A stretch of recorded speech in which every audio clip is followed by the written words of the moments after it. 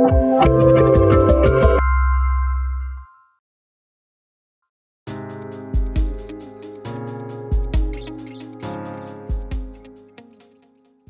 let's do a little time travel. Let's go back to August 31st, 1983.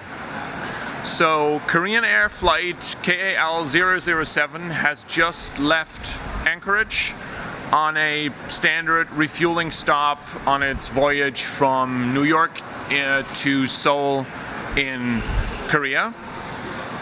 And it is passing the very last radar station at the coast and crossing over into the ocean. There's a reason the plane has made a refueling stop in Anchorage. First of all, back in the day, the planes were less efficient, so if you flew long routes like that, you occasionally had to stop somewhere for refueling. We still do that today. When you go from London to Sydney, you have to stop and refuel in Singapore, for example. But there was another more important reason, which is that the flight could not actually take the direct route. Because in 1983, the Cold War was still going on, and the Soviet Union would not allow any Western airplanes to overfly its territory. So you actually had to take a route around the Soviet Union, which means you needed more fuel, and which means you needed to go a slightly different route, hence the refueling stop in Anchorage.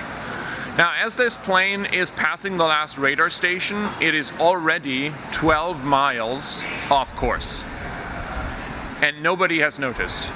The pilots in the cockpit have not noticed. On the ground, nobody has noticed. And the plane keeps flying for many, many hours, and nobody notices. And many hours later, it actually ends up crossing into Soviet airspace inadvertently, because the pilots simply think they are in a different spot than they actually are. Now, there's a lot of discussion still to this day going on as to why the plane got off course, what happened in the cockpit. There's a lot of discussion still going on about the decision making that day on the Soviet side. But the sad truth is that a tragedy happens. The Soviet Union scrambles 2 Su-15 interceptor fighters and actually shoots the plane down. 269 people die. This was in the height of the Cold War, so it was not only a tragedy, but also a fairly political event. Tensions ran high, emotions ran high. This is an actual Newsweek cover of the day that kind of gives you an idea of how people felt at the time.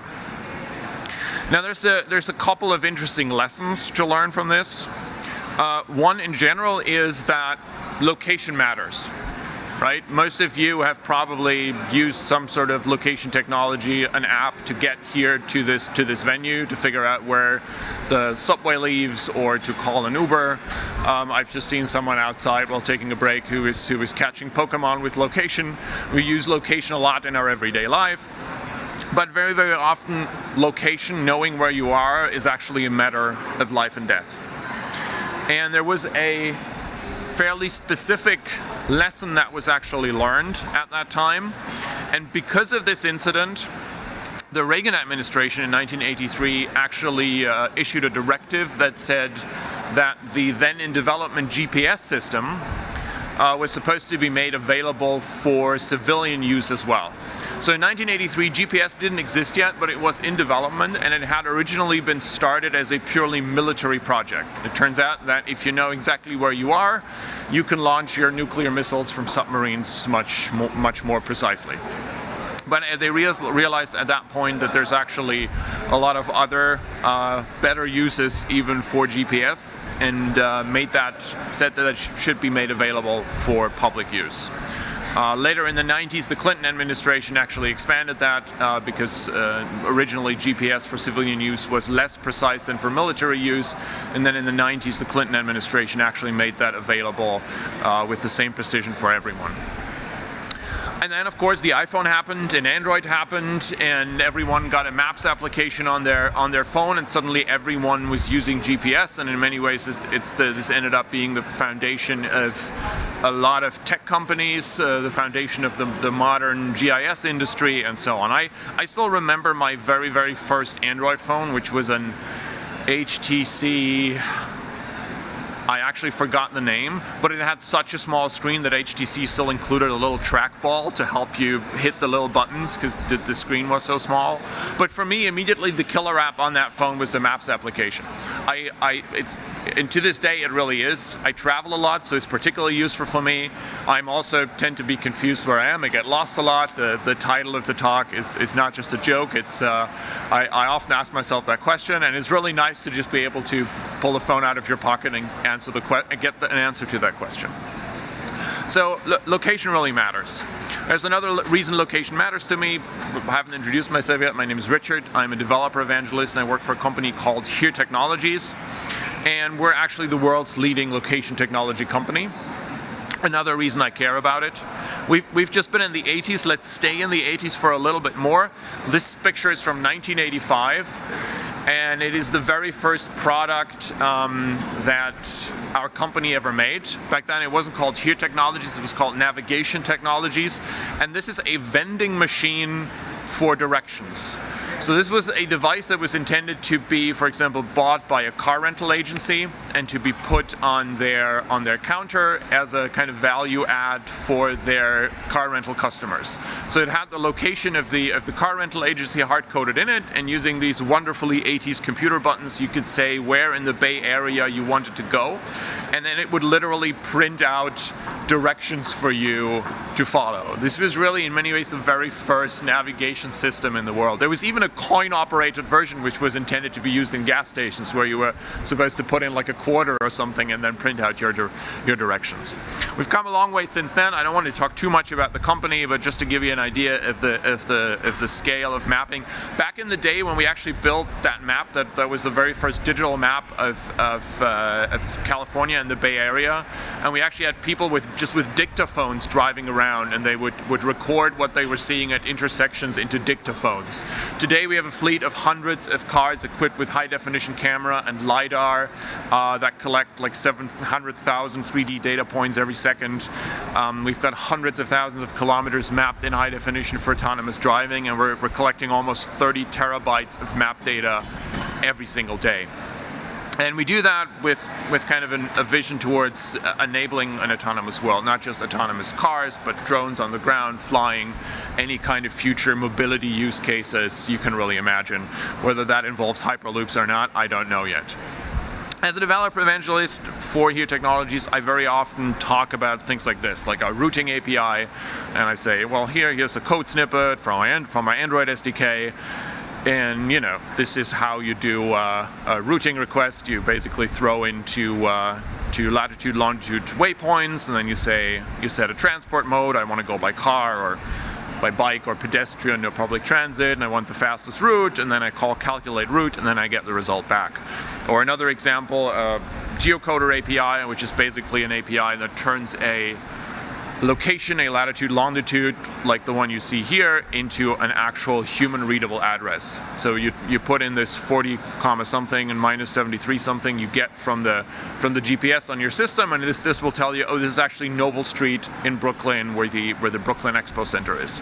You can do the same thing the other way around as well. If you say I'm in Noble Street in Brooklyn, what is that in a latitude, longitude? It can do this too.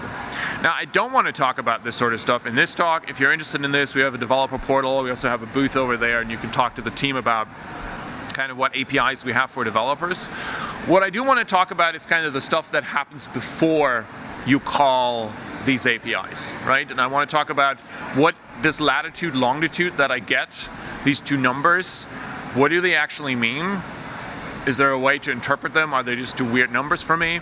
And I want to talk about how does the phone actually get to those two numbers? How does the whole kind of satellite navigation stack actually work? How does it work that we shoot satellites into space, and from those satellites we can figure out where we are? So that's kind of what I want to talk about. So we can maybe start with latitude and longitude. So as you've just seen on the in these code snippets, we are currently at 40.72819, comma minus 73.95747. What does that actually mean? Well, fundamentally, it is almost a grid-like system. So if you look at kind of this way of looking at it, what people did when they tried to come up with a coordinate system to use on the planet, they basically said, okay, grid kind of makes sense, but unfortunately the Earth is round, so we got to do it slightly differently. It's very inconvenient. And what they did is they basically drew through lines onto the globe. One is one just right around the middle, along the equator, and the other, they're starting in the North Pole. That is actually called the equator, and then the other one starting at the North Pole, going to the South Pole, going through Greenwich and London, because that's where those people were and they wanted to feel important. If you do go to London, that whole area in Greenwich, that prime meridian is actually on the ground there. There's a whole UNESCO World Heritage Site to visit, so if you're like a geo-nerd like me, that's a cool thing to go if you're ever in London. And then for the latitudes, for determining north and south, they basically started drawing parallel lines to the equator up the globe, up to 90, and parallel lines going down the globe up to minus 90. And for longitude, they keep drawing lines starting in the North Pole, going to the South Pole, just keep going west towards minus 180 and going east to 180. And the reason it's 90 and 80 is kind of because it is ultimately a degree-based system, right? You can sort of see the latitude there as it's going up the globe. The degrees increase as it's going around the globe, etc. So if we look at that number now, it actually kind of starts making a little bit of sense, because we're in New York here, which is sort of not quite halfway up the globe, so we're plus 40 something. And I had to fly a couple of hours. I actually flew in here through London, so I had to fly a couple of hours west from that, but not that much. So minus 73 going west also kind of makes sense.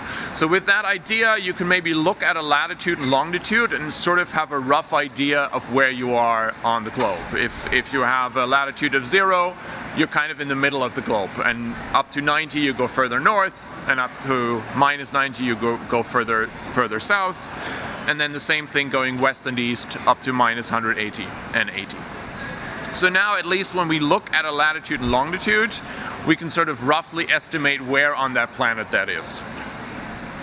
So now the maybe more interesting question, where does that latitude and longitude actually come from? Well, in many cases the answer is, well, I just use the play services and it gives me those two numbers. Or here's another code snippet from our Android SDK, which has like a positioning manager class in there, and I basically say positioning manager start and positioning manager get position, and then it gives me those two numbers. Now, where does that positioning manager, where do the play services get that from? And when I ask that question, the answer I usually get is GPS, right? And that is not entirely true, but it is true enough. It is at least 50% true. One of the reasons it is not entirely true is that there are other ways to get location from, and also GPS isn't the only satellite navigation system in the world. So there's several other of these systems, but GPS is the original one, and it's the most popular one, and it's the one that's ultimately become synonymous with satellite navigation. So when people say GPS these days, they generally mean all of the systems. Even though the technical term would be GNSS, Global Navigation Satellite System. That's kind of the generic term for it. But let's talk about GPS. So the origins of GPS actually go back towards the launch of Sputnik by the Soviet Union, the very first satellite. And some scientists in the US noticed that based on the signal the satellite was sending, they could actually track where it was roughly in space. And from that they got the idea, well, maybe we can reverse this. Maybe if we put satellites into space, we can track where we are. Okay, it's all good. We can actually track where we are on the planet. And there were a number of intermediate systems from that idea to the actual GPS system we now use every day, including some systems that were first actually just built to tell you exactly what time it is where you are, which as it turns out is very useful information when you want to find out where we are. But GPS is the system that we now use every day. And it is essentially a system of 25 satellites in 6 orbits around the globe, at a height of 20,000 kilometers. And the system is designed in such a way, these orbits are designed in such a way that at any given time, on any given point on the globe, there should always be at least 4 of these satellites visible. So, if I want to determine my position, using GPS, there's 4 things I need to do. One is I need to find at least 4 satellites. Not a surprise, the system is designed to have 4 satellites visible at all times. I need to determine their position in space. I need to determine my distance to each of those satellites. And once I've got that information, I can use the magic of trilateration in order to calculate my position. And I actually want to start with point 4, because once we understand how trilateration works, we sort of understand why I need this information. So let's look at a simple example of trilateration in 2D space for now, because it's easier. So let's say I know I'm maybe somewhere in Germany and I want to figure out exactly where I am. And I can call a friend. That friend lives in Magdeburg. And somehow that friend knows that I am 128 kilometers away from him. That's oddly specific and weird information for that friend to know, but it's just an example, so bear with me. So based on that information, I know I must be somewhere on that circle around the city. I could be 128 kilometers to the north, to the south, to the east, to the west, somewhere, but I must be somewhere along that circle because I'm 128 kilometers away from Magdeburg. So I call another one of my friends in Poland, and he lives in Stettin, and he tells me, well, you're 127 kilometers away from me. And now I have a better idea of where I am, because I can really only be in 2 places anymore. The 2 places where those 2 circles intersect, because those are the only places in the world where I'm both 120 kilometers away from Magdeburg and 127 kilometers away from Stettin. So I do the same thing again. I call another friend. I'm a nerd, I don't actually have that many friends, but again, it's just an example. So that friend lives in Cottbus, and he tells me I'm 107 kilometers away from him. And now, actually, I have these 3 circles, and they only intersect in one single spot. Only one place I can be, which happens to be in Berlin, which is where I actually live, so my friends have surprisingly accurate information about my whereabouts. That should probably worry me. Now, with satellites and space, you actually have 3 dimensions, so it gets a little bit more difficult, and it gets a little bit more difficult to visualize on a PowerPoint slide. But you can really just imagine those circles as being spheres, right? Each of those satellites is in a position in space. There's a sphere around it. With 2 satellites, those spheres overlap. I get an area in which I can be. I throw a 3rd satellite on it, and suddenly I have 2 points where I can be. And there's a reason, even though I need 4 satellites, I've only drawn 3 satellites, because it turns out for this 3 satellites are enough. Any idea why? Not sure if interactivity works with this headphone setup, so I'll just give you the answer. You have 2 points, and one of them happens to be in space, and unless you're an astronaut, you're probably not in space, so you can just discard that other point. Another way to look at it is that the Earth is, in this case, conveniently round, and you can just consider the Earth to be the 4th circle and just intersect with the satellites. We actually do need 4 satellites, but we'll get to that later. Okay, I should have advanced to that slide. That's the thing where we talk about why we only need 3. So the nice thing is now we figured out how to actually calculate our position if we have 4 satellites. For now 3, again we'll look at why we need 4 later. If we know where the satellites are, otherwise I can't draw the spheres around them. Determine the distance to each, again I need that to draw these spheres. So we'll look at those 3 things. How do I find 4 satellites? How do I figure out how far away they are from me? Or how do I find out where they are? And how do I find out how far away they are from me? So let's find some satellites. Well, the satellites are nice enough to be permanently sending out a signal. And I can receive that signal with a radio receiver, which is built into my cell phone and a lot of other devices. So that's very nice of them. And so I just put a receiver out, listen for those signals, and then I can find satellites. And since the system is designed in such a way that I should always at least see 4 of those satellites, I should at any given time get signals from 4 satellites. We'll talk about later why that maybe doesn't always work, but fundamentally that's the idea. So I can find 4 satellites. Now I need to figure out where those satellites actually are. And the signal they're sending out actually contains a lot of information. The first thing they send out is something like a date and a time, and they also send out some health information, so in case I've got a satellite that's maybe in maintenance or not active, I know not to use it. But the really interesting stuff they send out is called ephemeris and an almanac. Ephemeris is the Latin/Greek word for diary, and an almanac is basically a yearbook, something farmers used to have. It would have information on the general weather in certain times of the year and when the best dates were to plant certain things. And the ephemeris is basically the current exact position of the satellite in space, which is information we want. The satellites themselves are in very stable orbits, which makes this somewhat easy. And there's also fixed ground stations as part of the GPS system that actually monitor the satellites and can determine the little changes that happen over time. Send that to the satellite, and then the satellite can send that information to me. I don't know if you heard about it, but the European GPS system, which is called Galileo, recently had a almost week-long outage because they had a problem when they installed a software patch in the ground stations. And so the satellites were no longer able to get that updated position information, and so you could no longer accurately use the Galileo system. Technically, Galileo is still in beta, so it wasn't as bad as it could have been, but it was a pretty major outage. Again, don't push to get on Friday.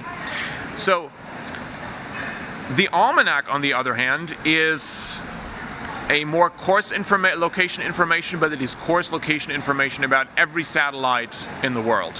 So even the ones I can see on the other side of the planet, it'll give me information on that. Not as precise as I want it to be, but coarse information that helps me figure out which satellites I should be seeing and helps me negotiate that a little faster. It also has other information in it, including an ionospheric model, and why that is useful we can talk about a little later as well. What's really interesting here is that the sending of the almanac actually takes a long time. The data rate on that signal isn't very high, so to get a complete almanac actually takes 12.5 minutes. And if you've ever had one of those old school navigation systems from Garmin or TomTom that you use in your car, and you got it fresh from the factory, or you had it turned off for a while and you wondered why it takes so long to actually get a fix, to get a location position, it's because it was downloading the almanac information from the satellites. And so it can take up to 12 minutes before you actually get an accurate fix. Now, if you use your phone, it never actually takes 12 minutes to do that. And the answer to that is very simply, unlike an old school navigation system for the car, your phone has access to the internet, and I can just download that almanac information off the internet. I don't actually need to use it need to get it from the satellite. And this is called AGPS, or assisted GPS, assisted GNSS. So where I basically get a lot of the information I would otherwise get from the satellites, I can just get them directly from the ground stations downloaded off the internet. And that helps make things a lot faster. But it is something to know when you're wondering why maybe a device that doesn't have internet access takes so long to get a fix. It can literally take almost up to 15 minutes. That, by the way, is also where the terms, if you've heard those, cold, warm, and hot systems come from. A cold system is basically a system that has absolutely no information about any of the satellites or where they are. A warm system is one that has had some recent information. The ephemeris gets updated about every 4 hours. So if you've got some information from the satellite in the last couple of hours, you can get a faster fix already. And then a hot system is one that's actually very, very recently got all the information and is completely up to date and is able to get a very quick fix on the satellite. Okay, so that leaves us with one thing to figure out, which is to determine the distance to the satellites. So the fancy bit of technology in a GPS satellite is actually a really expensive, really good atomic clock. That's really what a GPS satellite is for the most part. It's an atomic clock with solar panels we've shot into space. So the satellite knows the time very, very precisely. And, I can determine distance based on time times speed. You send a signal, it's with the speed of light, so I can just use the c constant. And so if I can determine how long the signal traveled from the satellite to me, I can actually very easily calculate how far away the satellite is. I see some skeptical looks, and you're absolutely right, this doesn't work at all, because the satellite has an atomic clock, but we have yet been able to miniaturize atomic clocks to the extent that we can actually put them in an Android phone. That would be really cool, but we're not there yet.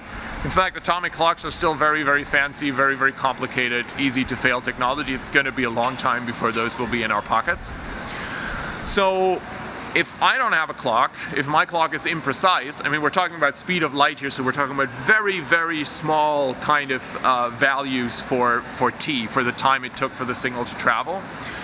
And the truth is, even if I had an atomic clock, it would not necessarily be synchronized perfectly with the clock in the satellite. So this is a problem.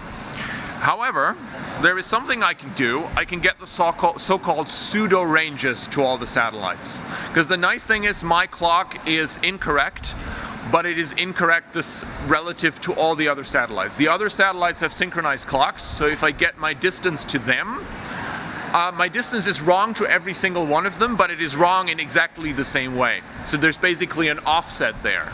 And now if I could determine that offset somehow, then I could actually get the correct distances. And this is actually where the fourth satellite comes in. And it turns out that when you have 4 satellites and you have these 4 spheres, they only actually align in one point, intersect in one point, if I have the correct offset. And if I can build this model and just basically move the little spheres and calculate from there what the offset should be so that they actually intersect in one position, then I can get the correct offset and can do this. And that's where the 4th satellite comes in that I've talked about earlier. You actually need it in order to determine the offset. And once you've calculated that offset, then you can actually figure out correctly what is the distance to each of those satellites. Hey, that's pretty cool. I mean, we're pretty much done. So we've shot a bunch of atomic clocks into space. We have ground stations to monitor them and to tell us where they are, so I can find out their position. There's always 4 visible, so I can always find 4 satellites. I can determine the distance to it, and then I just got to do some basic trilateration and calculation to figure out what I'm doing. And this is ultimately all baked into the GPS chip in your phone, right? It's a receiver. It can receive those signals. It can determine the position. It can calculate the offset. It can do the trilateration and then provide the Android system with a latitude and a longitude. Now here's the thing. I came here yesterday in an Uber because I had to carry the big box with our booth in it. So Subway wasn't a good option. And I was standing outside of my hotel, and my location was like, you're here, but also no wait, you're here, but also no wait, you're here.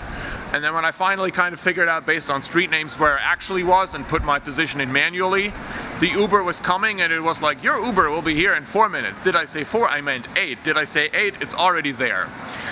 So it turns out that GPS, as cool as it is, isn't all that accurate. Even in ideal conditions, it's accurate to about 5 meters, which isn't bad, which works pretty well for an Uber use case, but ideal conditions is not usually what you exist in. Ideal conditions would, for example, be something like you're on an ocean, on a boat with nothing around you. So there are a couple of things that actually affect GPS accuracy. One of those is relativity. So it turns out that when your high school teacher was trying to tell you what relativity is and explain that to you, it was not just a theoretical thing, not just something that got him excited because he's also a nerd, but it's actually something that affects the precision of GPS. So it turns out there's 2 kinds of relativity, special and general. And special relativity basically means that the faster you go, the more time is different for you. And since those satellites actually orbit Earth at significant speed, they move faster than we do. And that means that they actually start falling behind Earth-based clocks by about 7 microseconds per day. They run too slow. But then there's general relativity, and general relativity means gravity actually affects how time flows. And because they're further away from Earth than we are, there is less gravity there, and that means actually time runs faster for them. So time for the satellite runs 7 microseconds slower because of special relativity, but also 45 microseconds faster every day because of the reduced gravity. So what you actually have to do is you have to calculate this and realize, oh, my clocks need to run wrong by about 38 milliseconds a day. And that's actually what happens. Those atomic clocks are tuned to run slower by about 38 milliseconds every day. The clock frequency is like many decimal points down, is just tweaked just a tiny little bit down. So it turns out relativity theory is something you use every day in your lives every time you call an Uber. And there's a nice apocryphal story about US scientists desperately trying to convince a general that it is indeed a good idea to set his billion-dollar atomic clocks he's about to send into space incorrectly. And it apparently took them a long time to convince him that relativity was actually a thing, and that these clocks had to be set incorrectly in order to work correctly. I don't know if that story is true or if that's just a joke about military intelligence. I don't know, but it's kind of a neat story. Another thing that affects GPS is the ionosphere. So there's a part of the atmosphere that is ionized by solar radiation and actually affects radio signals. For the most part, that's super useful for us because it allows us to kind of bounce radio signals off of it and actually allow radio signals to pass around the curvature of the Earth. But when you're sending radio signals down from space to Earth, it actually bends the radio signals a little bit. And that means that the time that it travels, the signal travels, actually increases a little bit. You can sort of see this from this picture. The whole path that it's going is slightly longer. And unfortunately, the ionosphere changes all the time. The effect is sometimes bigger, sometimes worse, and there's basically like ionospheric weather. And that's also why the almanac contains actually a weather report on the ionosphere that it is sending to you, so that you can then go, or the GPS chip for the most part, can actually go and correct for that bending. Of course, that is not a perfect process, and the ionosphere is actually one of the major factors in that kind of 5-meter lack of accuracy. There's another thing.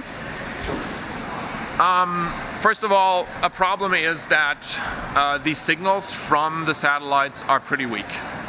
I mean, we've all tried to get a GPS signal inside a building and it doesn't work because the roof of the building blocks the signal.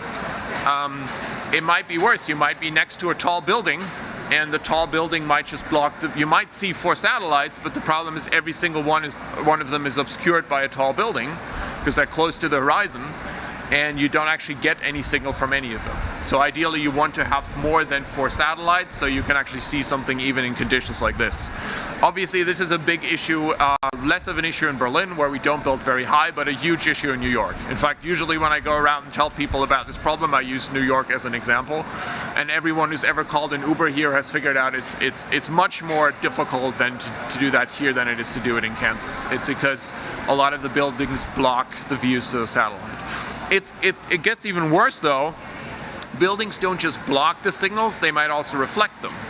So you might actually get a signal that you did not get directly from the satellite, but that actually bounced off of the facade of one of those giant glass buildings. And again, that means that the signal just traveled a little bit longer than it otherwise would have to get to you. And that's where you then get into inaccuracies.